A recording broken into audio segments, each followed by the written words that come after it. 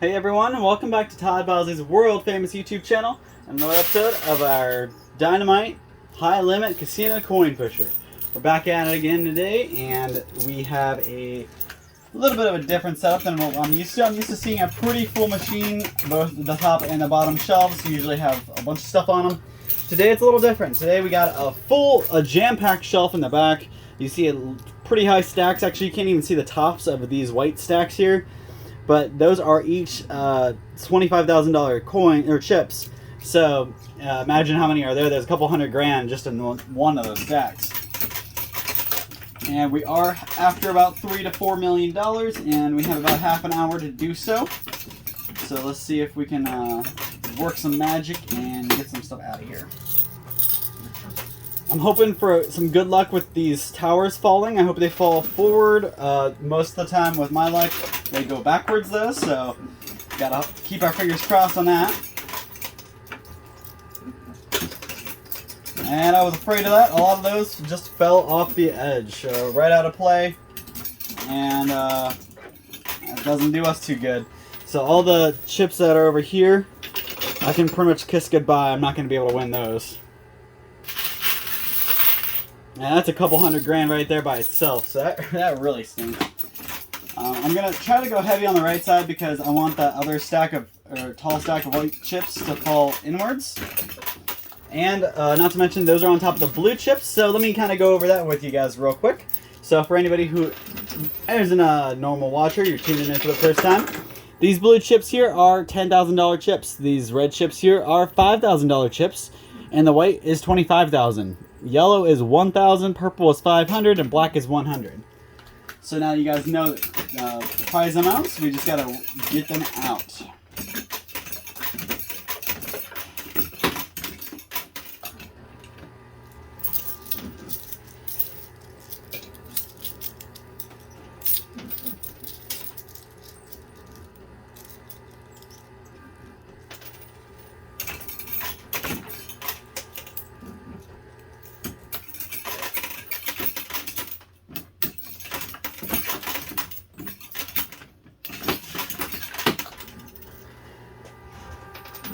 I did want to give a quick shout out to my viewers in Egypt. Oh no! So a big shout out to my people in Egypt. I am realizing there's a lot of people over there watching, and I want to say hi, how you doing, and thanks for watching. The second biggest place for our views comes from America, obviously, but it was just crazy that I get more views in Egypt than I get anywhere else. So, shout out and hello to my Egypt viewers.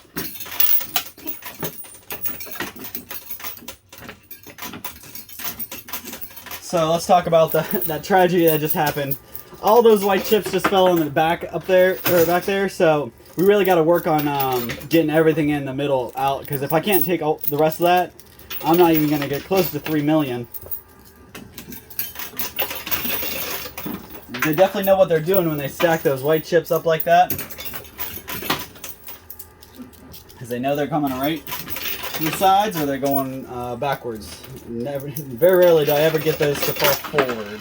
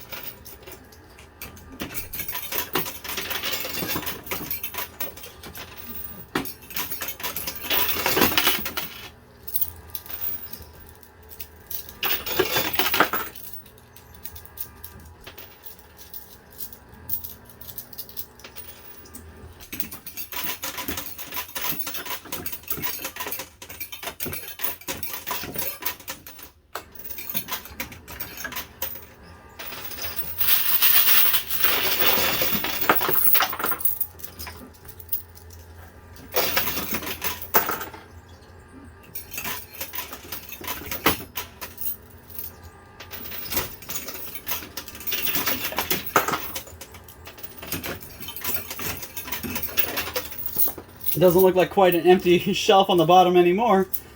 We are doing pretty good work. Besides that little mishap with all those $25,000 chips falling off the edge. Otherwise, we're doing really good. Trucking along, getting everything pushed right off the top. And we've got a lot of blue chips over here. Those are all $10,000 chips, so that should be a pretty good turnout there.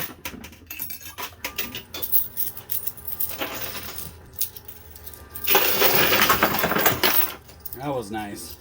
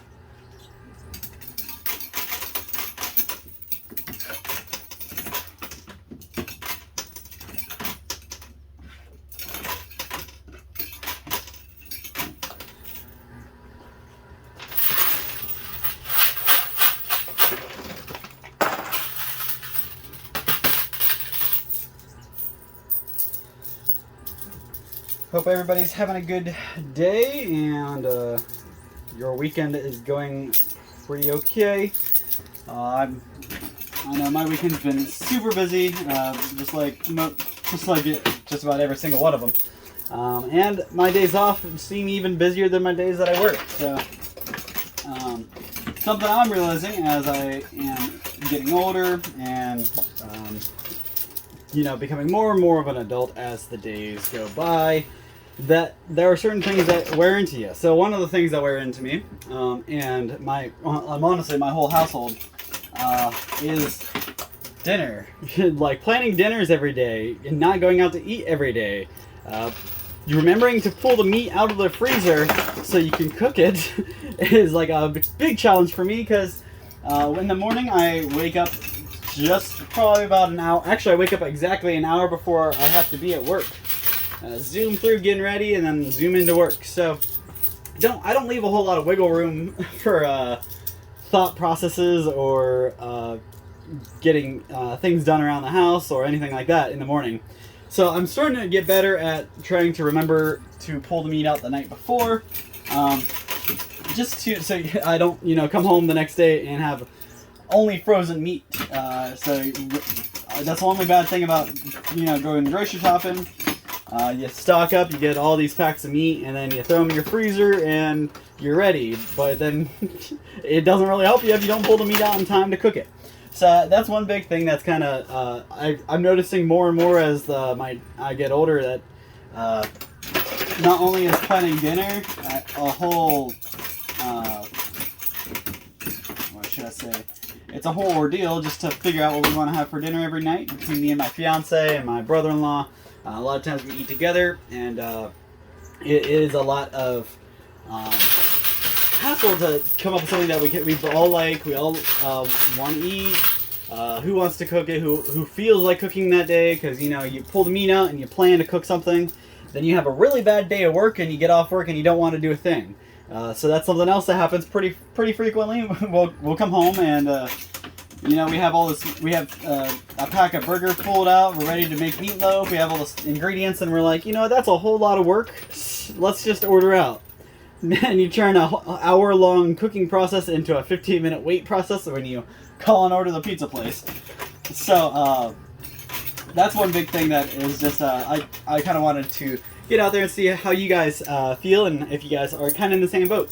And what do you guys do to come up with something different? I know before I got with my fiance, I was eating the same meal every week. I think my meals consisted of spaghetti and meatballs, burgers. I would make chicken about once a week, pork chop about once a week, and I'd eat out. So I didn't have a whole lot of stuff I ate. Occasionally I'd throw a spaghetti in there, or I'd throw a meatloaf in there. But I didn't really cook a whole lot of different stuff for myself, because I'm a picky guy.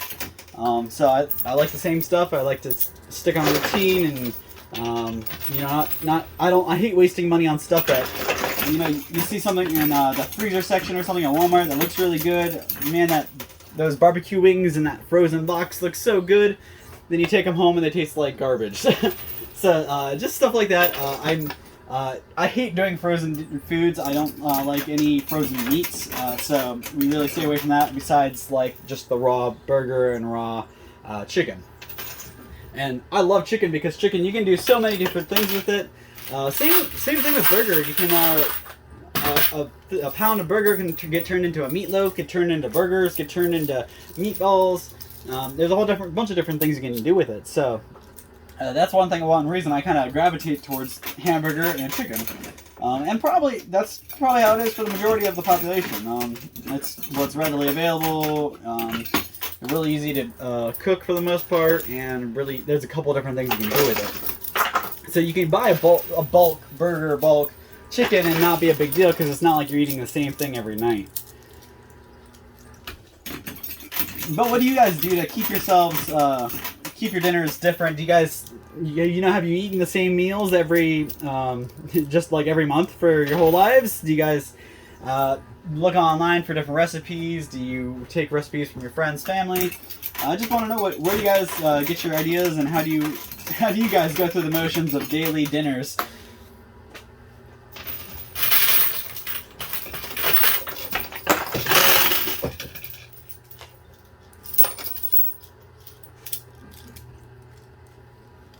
So the whole reason I kind of got on the dinner topic was because last night we had one of my favorite meals. My fiance wasn't feeling very good, So she stayed home and she actually prepped our dinner right before she got to relax a little bit for the day and start feeling better. But she prepped the chicken for us in a crock pot, and you know, that's the nice thing about crock pot meals. You can prep them, throw them in, and you just kind of forget about them all day.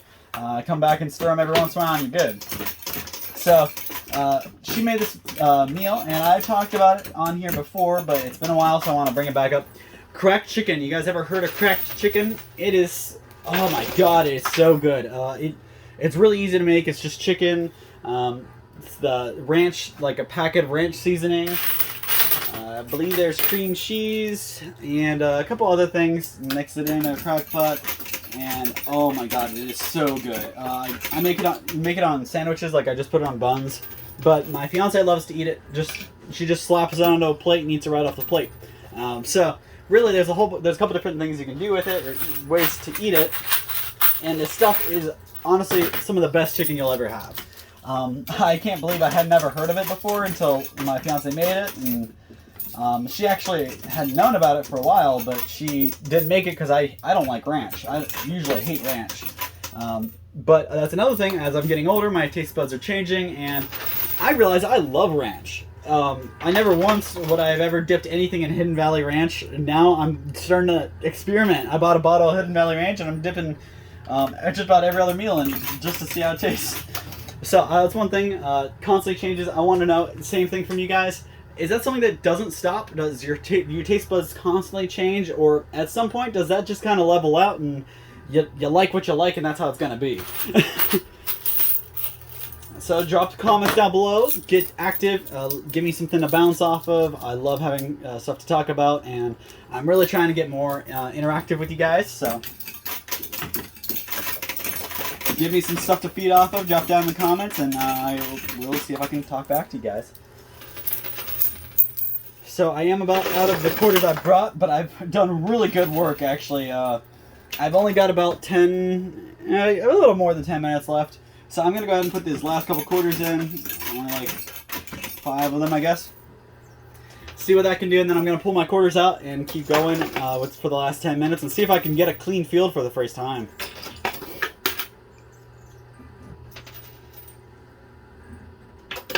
Alright, so I'm going to go ahead and pause it. I'll be right back, and I'm going to just grab my quarter so I can keep going. Give me 1 second. Alright, I am back. So I know you guys didn't miss me. I was only gone about a millisecond for you guys. But I have a whole basket full of quarters. I think I have more quarters now than when I started. So we're going to go ahead and get right back to it. See if I can clean this up in my last 10 minutes I have.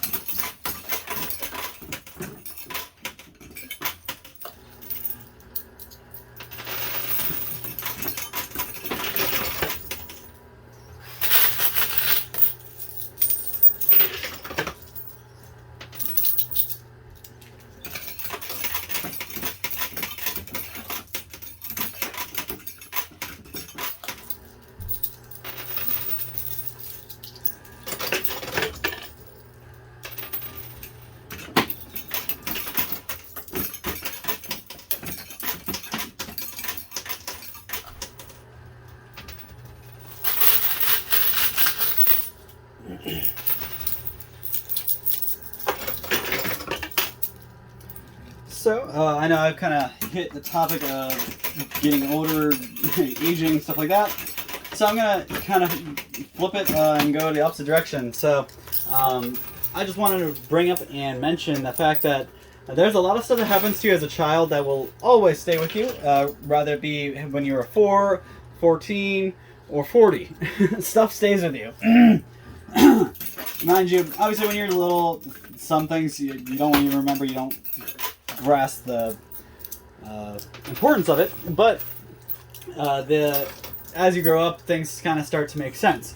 So something I've noticed as I've grown up, and I really something that bothers me about it is the fact that there's a whole generation of people, and I can't say everybody in the generation because it's just a stereotype, but and I get the stereotype of my generation all the time that my generation's a bunch of lazy kids that don't like to work. But I work 5 days a week, and I work every single night at midnight. Really, from like 10 o'clock to like 2 o'clock, I'll work just about every single night.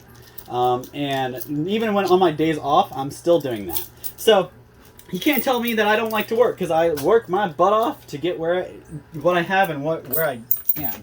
But something I've noticed is that some kids are getting raised in, well, like I said, by that generation of people who are just a little, they're a little colder. They're not the warm, loving, parents that people are becoming. Like nowadays, parents are a lot more, I can't say all the time, but it seems like a lot more parents are more attentive and see the emotions of their children more, as to where when I was younger, if somebody was crying, me or one of my siblings or one of my friends, somebody got hurt and they were crying, you know what we got told? Suck it up, or we got called a baby.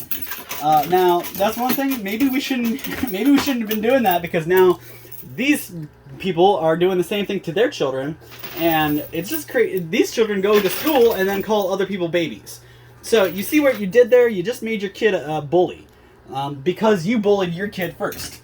So, well, I'm not saying that you can't, poke fun a little bit. Just try to get your kid to break a habit of crying a lot, by saying, "Oh, you're a baby," and that builds in a little kind of. Every time they cry, they feel bad about themselves because you called them a baby, so they're going to think they're a baby, so on and so forth. It's a whole psychology thing, but the fact that we do this, whatever you say or whatever you do around your kids, your child is a sponge. They will absorb all that. They will go to school and they will act the same way around their friends and their teachers. And if their teachers aren't I should say attentive, chances are they're going to get in trouble if they repeat what you say or what you do like that. You can't go around calling other kids babies and telling them to suck it up.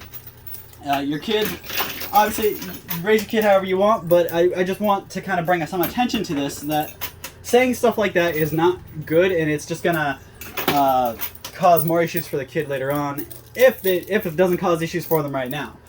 Because you teach them not to cry, they're not going to show their emotion, they're going to be this cold brick of a person, they're going to get in a relationship, their relationship's going to have issues because they're not going to know how to show their emotions, so on and so forth. So, for God's sake, please just let your children, show their emotion. Don't always call them. I mean, I've seen people, their kid got a huge nasty cut, and it's reasonable that they're crying, and they're still being rude and telling them, "Oh, suck it up."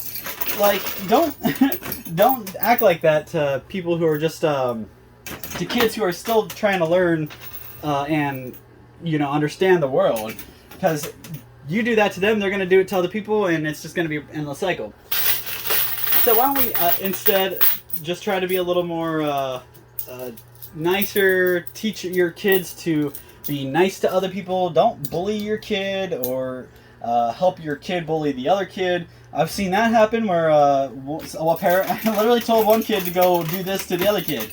No, it's ridiculous. And it's not just a one-off occurrence or with one family. There's multiple families, and it's usually the I'm not gonna say it, but it's usually the father. Every once in a while you get a mother who kind of acts like the same way, but a lot of times it's a guy. The guys teach their sons, don't be babies, yada yada. That's the kind of thing you can't really be doing. You gotta raise a strong kid. Yes, I understand, but you can't do it derogatorily, because they're just gonna turn around and do the same thing and get into trouble or just not be a good parent. I mean, I always say, I haven't had a kid yet, but I know when I do, I'm gonna be the best parent there is, because I've spent my whole life. Well, one, I've always kind of hoped to be a father because I'm a huge nerd. Being a nerd means you like kids' things, so my house is surrounded in collectibles, and back in the day, a Star Wars fan would have been a nerd. Nowadays, it's superhero fans that are nerds. So, definitely right up there with you. I'm a huge nerd, so don't take that away from your kids. Just let your kid kind of be themselves, and try to teach them to be nicer to other people. A lot of people, you don't know what other kids come from. You don't know. You may raise your kid perfect. You may be the best parent in the world, and but you don't know how other kids or how their friends are getting raised. So they could go to school. They could their best friend's dad could have been saying stuff. Their best friend's now saying it, and all of a sudden now your kid's saying it. So you see what I mean? Stuff that you just got to watch what you say and be around kids, because they are sponges. But I just want to break the habit of these guys who are rough and cold and I'm a manly man. No, you're not. You're just hurting your kid for later on in life. There's no such thing as a manly man. It's just you can hunt and you can like video games all in the same boat. So you can be a nerd. You can be a manly man who likes to work on diesel trucks, and you pick up a controller at the end of the night, you put on a mic, and you talk to your friends for hours. So really, there's a lot less boundaries these days than we did when I was growing up. I know when I was growing up, a lot of times there were cliques. People didn't blend together very well. So if you were a video game nerd, you were a video game nerd. If you were a sports guy, you were a sports guy. Now those worlds are kind of getting broken down and blended together. So the way you raise your kid, you gotta kind of keep that in mind, because you may be raising your kid because you want your kid to love baseball just like you did, but their best friends may love Yu-Gi-Oh cards, Pokemon cards, Magic the Gathering, or vice versa. You could be trying to raise your kid as a giant nerd just like you, and they come out being the star quarterback. So it's really a big thing. I just wanted to kind of shine light to that. Raising kids is way different today than it's ever been, and it's going to be way different in 10 years than it is now. The world's changing, and you got to keep changing how you are and how you're raising your kid, so your kid can have the best opportunities. I know I was kind of sheltered. I didn't get forced to talk to a lot of people and socialize, and because of that, I had a hard time acclimating to the real world, because I had to talk to customers, and I'd never talked to a stranger like that before. I wouldn't walk up to somebody and say, "Hi, how you doing?" unless they did it to me first. But nowadays, I talk to every single person who walks through the door, say, "Hi, how you doing?" and I give them the rundown, and just about every single customer that walks in. So you can't change. You just got to adapt to your world and your surroundings. But that is my time limit. I got 30 minutes in. I got a whole lot down the drain. I'm going to go ahead and count it up and see how much money I won. And I'll be right back with a total for you guys. And hopefully I can get close to that 3 million. These guys back here really messed us up. So without these, I don't know if we'll hit the 3 million. So we'll see if I'm right or not. I'll be right back, guys. Alright guys, I am back, and you guys can see this is what I won.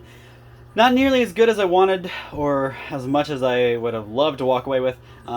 Actually, I didn't even break $2 million, so not even close to my goal of $3 million, but still not bad. I have about 1.5 in it, so let's see how much money I made. So we got, this guy is a stack of 500,000 right there.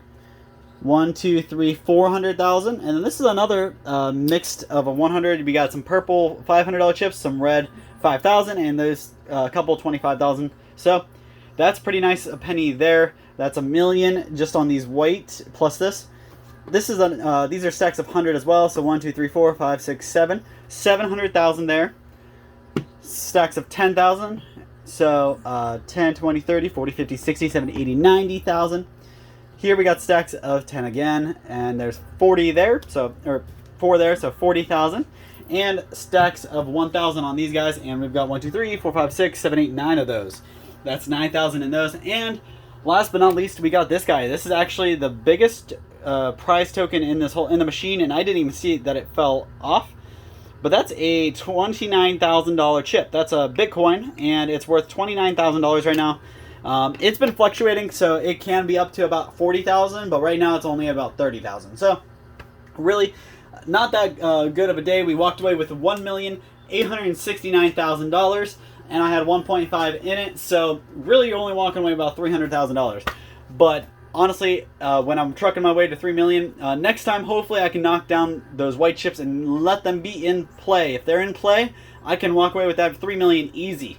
If not, it makes it a whole lot harder. So thank you guys for your time. Hopefully you appreciated and enjoyed the video today. I'll be back, if not tomorrow, the next day. I really want to get a second video in this week so you guys can have 2 videos for the week. Really hoping I can make it in. Shouldn't have any problems. I've rearranged my schedule a little bit so I can come in and pop that guy out for you. So really hope you enjoyed our conversation. Drop some comments. Give me something to bounce off of in the next video. And remember, guys, just keep your comments nice. Don't make fun of somebody's laughter, for example. Don't say that. Don't ask somebody, hey, do you hear their laughter in your sleep because their laughter is annoying? Don't, that kind of thing. It's funny. You think it's funny. It's not. It can. A lot of times it ends up back to the person you're talking about, and then their feelings are hurt, and they're gonna think about you every time they laugh, and you're gonna be the reason they don't laugh anymore. So thank you guys. Hopefully you enjoy your time, and we'll see you same time, same place in a couple days for another one of these videos. Thank you so much, and have a great night.